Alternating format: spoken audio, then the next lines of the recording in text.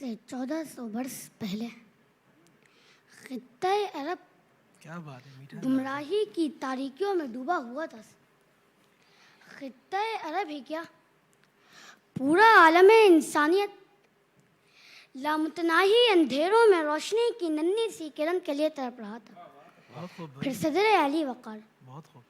یکایک زمانے نے تاریخ کا سب سے حیرت انگیز منظر دیکھا کہ اس سرزمین وحشت پر انسان نوازی کا آفتاب طلوع ہوا کہ جس کی ہر کرن دنیا بھر کے انسانوں کے لیے کیا بات احسان عظیم بن گئی.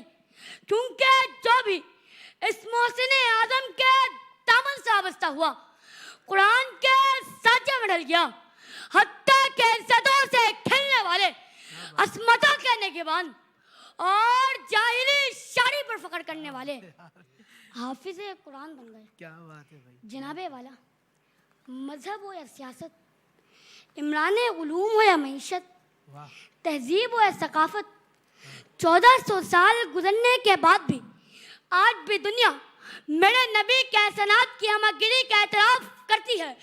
جی ہاں جناب والا، آج بات پر میڈیا ہیومن رائٹس کی بات کرتا ہے، لیکن اسے کسی صدی میں بھی ہندوستان کا چھوت وہاں کے برہمن کی برابری کا دعویٰ نہیں کر سکتا.